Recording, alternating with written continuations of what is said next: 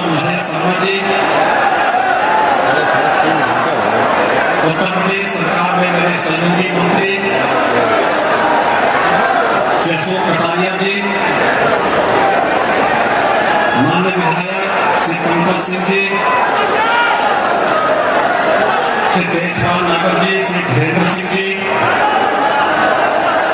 Bharatiya Janata party के क्षेत्रीय अध्यक्ष श्री मोहित बेनीवाल जी, गुजरात विद्या सभा दादरी के अध्यक्ष सम्मानित श्री राधारमण भाटी जी, भारतीय जनता पार्टी के जिला के अध्यक्ष श्री विजय भाटी जी, माननीय सांसद प्रदीप चौधरी जी, प्रदेश उपाध्यक्ष श्री सत्यपाल सिंह जी, प्रदेश मंत्री डॉक्टर चंद्रमोहन जी, माननीय विधायक श्री नंदकिशोर गुर्जर जी, राम सकल गुर्जर जी, हरीश कुमार सिंह जी, तेजा गुर्जर जी, उत्तराखंड से विधायक डॉक्टर करुण सिंह चैंपियन जी, पूर्व मंत्री वीरेंद्र सिंह जी, श्रीमती मृगांका सिंह जी, जिला पंचायत अध्यक्ष अमित चौधरी जी, चेयरमैन दादरी गीता पंडित जी, और भारी उत्साह के साथ यहाँ पर एकत्र दादरी क्षेत्र से और प्रदेश और आसपास के क्षेत्रों से उपस्थित भाइयों बहनों, मौसम की विपरीत परिस्थितियों के बावजूद आप यहाँ पर एकत्र होकर के 9वीं सदी के एक महान धर्मरक्षक, जिन्होंने उस कालखंड में विदेशी आक्रांताओं के छक्के छुड़ा दिए थे,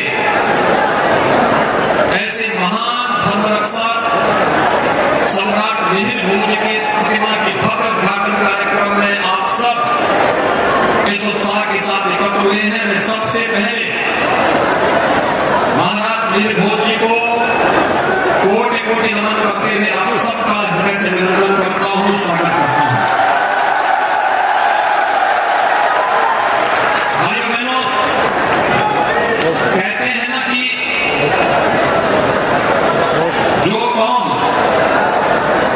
अपने इतिहास और परंपरा को विस्मृत कर देती है वो अपने भूगोल की भी रक्षा नहीं कर पाती है, और यही कुछ हमारे साथ भी हुआ है। यह देश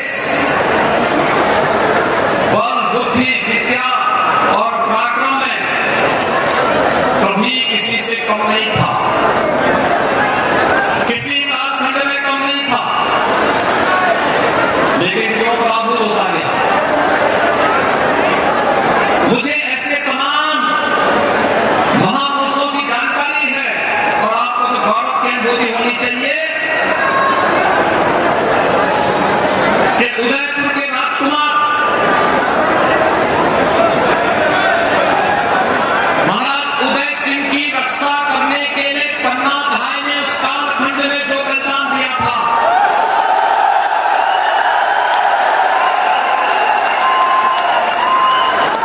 क्या वह बलिदान किसी व्यक्ति विशेष का था क्या?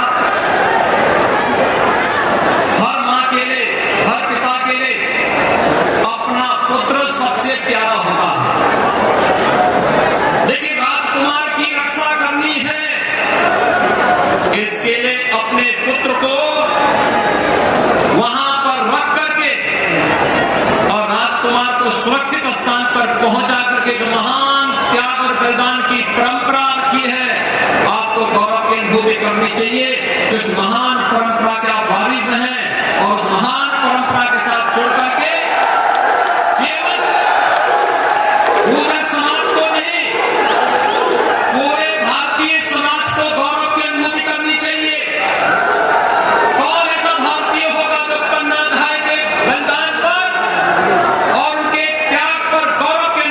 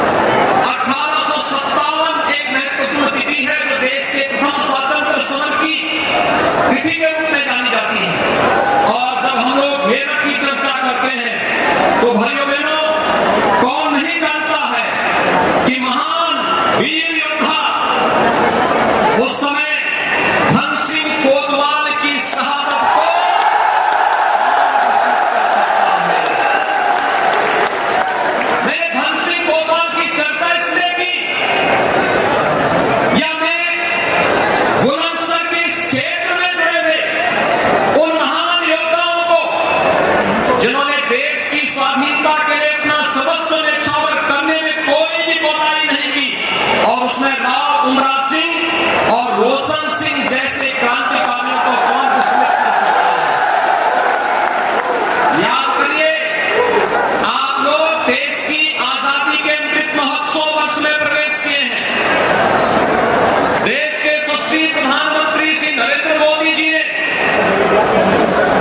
अमृत महोत्सव का शुभारंभ करते हुए इस बारे में उल्लेख किया था कि हमें उन सभी महापुरुषों को जिनके कारण हमने इतिहास के ज्ञात और अज्ञात महापुरुषों को इतिहास में लीपापोती करके या किन्हीं अन्य कारणों से विस्मृत करने का प्रयास हुआ है, एक बार वर्तमान पीढ़ी के सामने उनके नाम को फिर से स्मरणीय तरीके से, सम्मानजनक तरीके से प्रस्तुत किए जाने की आवश्यकता है। और आप, इसीलिए मैं आपका आह्वान करूंगा, याद करना, चाहे वह धन सिंह कोतवाल का बलिदान रहा हो, राव उमरा सिंह या रोशन सिंह का बलिदान रहा हो, या किसी जाति के लिए नहीं, किसी गांव के लिए नहीं, किसी क्षेत्र के लिए नहीं, यह भारत की स्वाधीनता से, भारत की स्वाधीनता की रक्षा करने के लिए, भारत को स्वाधीन कराने के लिए बलिदान था।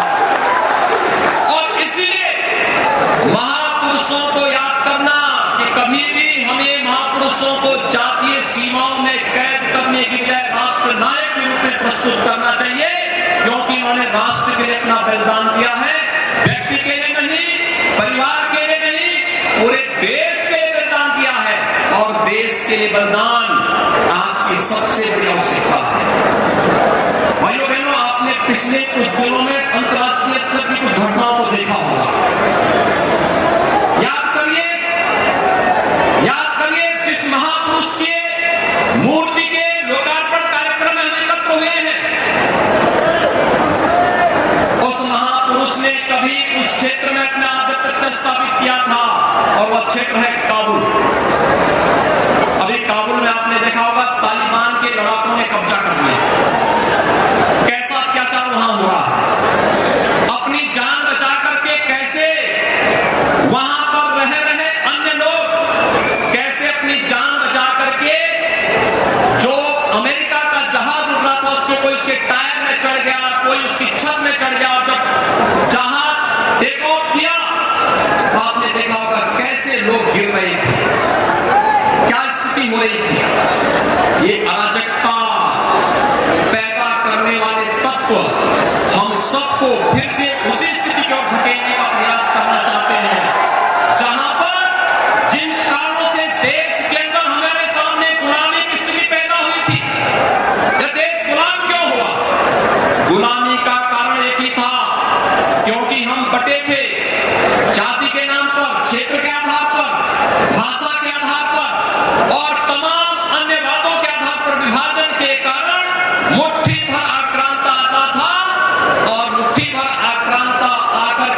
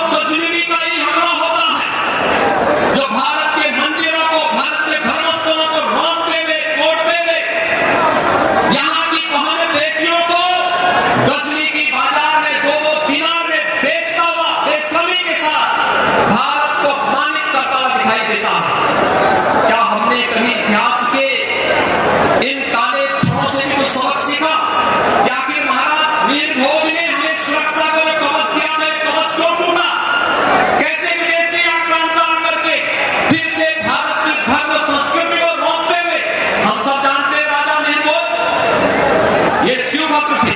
और गजनवी ने पहला हमला कहां किया था? महान शैव स्थल द्वादश ज्योतिर्लिंगों में पूज्य सोमनाथ के मंदिर पर। याद करिए, दूसरा महापुरुष में देखता हूं, आप पूर्वी उत्तर प्रदेश में कभी गए होंगे, महाराज सुहेलदेव का नाम आपने सुना होगा।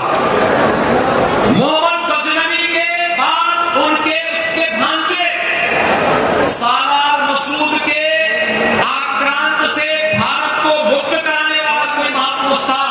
और उस समय का प्राकृतिक महापुरुष था 11वीं सदी में, यानी 9 सदी के बाद 11वीं सदी, 2 सदी हो गए थे। 2 सदी के बाद कोई महापुरुष आया था, वो महापुरुष था महाराज सुहेलदेव, जिन्होंने विदेशी आक्रांताओं को रोकते हुए पूरी तरह भारत को आक्रांताओं से मुक्त किया।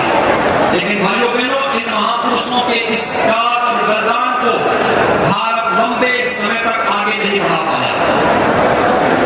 उनके योगदान को लंबे समय तक आगे नहीं बढ़ा पाया, क्योंकि हमारे यहाँ फिर वही विकृति एक बार फिर से सिर चढ़ करके बोलती हुई दिखाई दी, जिस विकृति के कारण इस देश के अंदर विदेशी आक्रांत आते थे।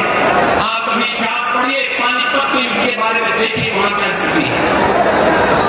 आक्रांत भारतीय सेना को देखकर भयभीत थे, लेकिन जब वे भारत के अंदर नजर डालते हैं और जब सेनाएं आमने सामने रात्रि को अपने शिविर रखती थी, तो उन्हें लगता था कि नहीं, भारतीय सेना बड़ी होने के बावजूद भी जाति के आधार पर, क्षेत्र के आधार पर, भाषा के आधार पर बटी हुई है, इनमें समन्वय का अभाव है। और फिर इसी का लाभ उठा करके विदेशी आक्रांता आकर के यहाँ पर उस प्रकार की स्थिति पैदा करने का प्रयास करते हैं। और उसका किस प्रकार से दुरुपयोग हुआ, बात के कालखंड में किसी से छुपा हुआ नहीं है। ये पश्चिमी उत्तर प्रदेश से ज्यादा इस पीड़ा को कौन झेला है? याद करिए, आज से 4.5 वर्ष पहले क्या स्थिति थी, यहाँ पर कांवड़ यात्रा नहीं निकलने दी जाती थी। अगर सरकार को तब भी कोई बाहर से शासन नहीं था प्रदेश में, चेहरे सब आप ही के बीच के थे, लेकिन कांवड़ यात्रा नहीं निकलने दी जाती थी, दुर्गा पूजा नहीं करने दी जाती थी, कोई भी पर्व त्योहार नहीं मनाने दे जाते थे। अभी आपने देखा होगा 5 अगस्त 2020 को अयोध्या में भगवान राम के भव्य मंदिर निर्माण की आधारशिला प्रधानमंत्री मोदी जी ने रखी। क्या 1947 के बाद प्रदेश में और देश के अंदर सरकार ही नहीं बनी थी क्या, कि वर्षों से 500 वर्षों से चली आ रही समस्या का समाधान कर सके? लेकिन समाधान के लिए इच्छा शक्ति का अभाव होगा तो समाधान होगा। समाधान के लिए भाइयों बहनों हमें याद रखना होगा, समाधान के लिए उस प्रकार का दृढ़ निश्चयी व्यक्तित्व भी होना चाहिए। और यह भी तय करना होगा कि अगर भारत की अस्मिता से और जनमानस की आस्था से जुड़ा हुआ कोई मानदंड होगा, हमें उसे सम्मान देना ही है। भले वोट बैंक की राजनीति कुछ भी कहती हो, उससे ऊपर उठ करके जब कार्य होता है तब इस प्रकार के परिणाम आते हैं। आप जा सकते हैं अयोध्या में, अयोध्या में आप जाइए, आप वहां पर केवल और केवल आपको देखने को मिलेगा भगवान श्री राम का भव्य मंदिर के निर्माण का कार्य किस भव्यता के साथ आगे बढ़ रहा है। क्या हर भारतवासी में इससे गौरव की अनुभूति नहीं होनी चाहिए? हर भारतीय इसको गौरव की अनुभूति करता है। और यही करने के लिए आपके बीच आया हूं। और इतिहास की गलतियों से सबक सीखे और अमृत महोत्सव वर्ष के अवसर पर खासतौर पर हम इस प्रकार की स्थिति पैदा करें कि फिर से आजादी पर किसी प्रकार का ग्रहण लगाने का दुस्साहस कोई न करने पाए। अन्यथा पश्चिमी उत्तर प्रदेश में क्या स्थिति थी 2014 के लोकसभा चुनाव के दौरान, जब हम लोग पश्चिम उत्तर प्रदेश में आते थे, किसी कार्यकर्ता के घर में जाते थे तो माताएं और बहनें एक शिकायत करती थी, क्या हम अपनी बेटियों को, अपनी बहनों को स्कूल भेज पाएंगे? क्या सुरक्षा का वातावरण हो पाएगा? इलीगल स्लॉटरी के माध्यम से जिस प्रकार से भैंसा गाड़ी, और मुझे याद है सुरेंद्र नागर जी मेरे साथ सांसद थे, ये डेयरी भी चलाते हैं। उन्होंने कहा डेयरी के लिए मुझे और भी जगह कुछ ढूंढना है। मैंने कहा कैसे?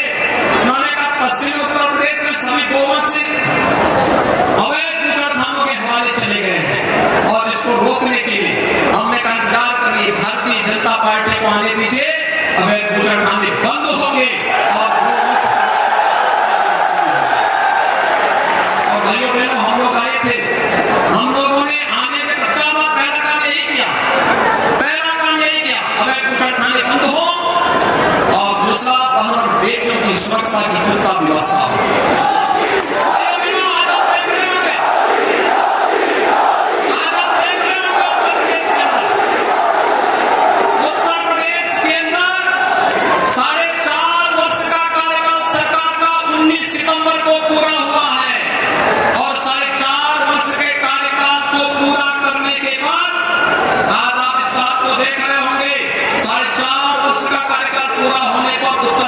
कोई भी दंगा नहीं होता है, नहीं तो हर तीसरे दिन एक दंगा इस उत्तर प्रदेश में होता था। इस बदली हुई परिस्थिति के साथ हम सबको जुड़ करके आगे बढ़ना होगा। हमें याद रखना होगा, आजादी के 75वें वर्ष में प्रवेश किए हैं। आजादी अचानक नहीं मिली, एक दिन में नहीं मिली। आजादी के लिए, इस देश की स्वाधीनता के लिए अनगिनत बलिदान हुए, अनगिनत हुए। कहीं धन सिंह कोतवाल जैसे महापराक्रमियों ने, कहीं पर राव उमराव सिंह जैसे क्रांतिकारियों ने, कहीं पर रोशन सिंह जैसे क्रांतिकारियों ने जब अपना बलिदान दिया, तब धीरे धीरे करके देश की आजादी पर जमी हुई बात पिघलती गई और 15 अगस्त 1947 को यह देश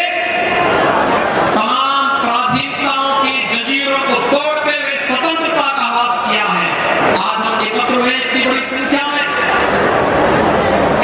संख्या में एकत्र हुए हैं।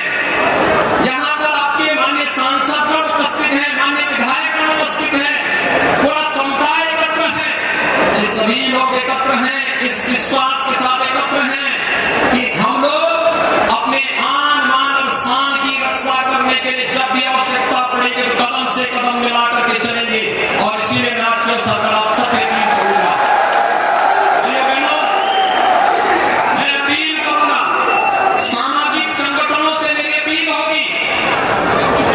उनकी सबसे महत्वपूर्ण भूमिका है। सामाजिक संगठन समाज के अंदर अगर किसी कालखंड में किन्हीं परिस्थितियों के कारण कोई विकृति पैदा हुई है, उस विकृति के लिए एक व्यापक जन जागरण का अभियान चलाए। अपने अपने समुदाय के गरीब बच्चों को आगे अच्छी पढ़ाई की जा सके, उच्च शिक्षा में हमें उन्हें आगे बढ़ा करके प्रतियोगी परीक्षाओं के साथ साथ जीवन के प्रत्येक क्षेत्र में आगे बढ़ा सके, इसके लिए उन्हें तैयार करना होगा। इस सरकार के साथ साथ अलग अलग समुदाय धर्मांध संस्थाओं को इसके आगे आना होगा।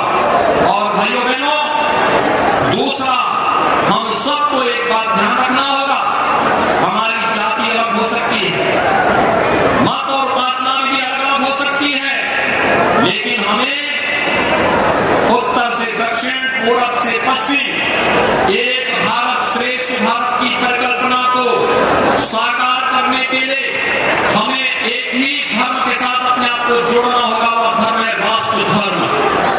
अगर राष्ट्र धर्म पर कहीं आंच आई तो कोई भी सुरक्षित नहीं होगा, कोई उपासना भी सुरक्षित नहीं होगी, कोई जाति, कोई मत, कोई मजहब, कोई व्यक्ति, कोई सुरक्षित नहीं होगा।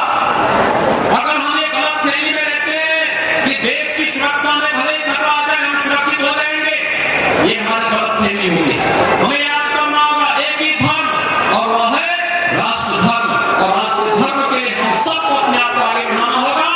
यही सम्राट भोज ने, यही पन्ना भाई ने, यही राव उमराव सिंह ने, यही रोशन सिंह ने और यही धन सिंह कोतवाल का यही संदेश आप सबके लिए है। मैं विद्यालय प्रबंध समिति को इस महान कार्य के लिए हृदय से अभिनंदन करता हूँ, उन्हें इसके लिए बधाई देता हूँ, शुभकामनाएं देता हूँ और आप सबका आह्वान करूंगा, आज हम सब समय के अनुरूप अपने आप को तैयार करें।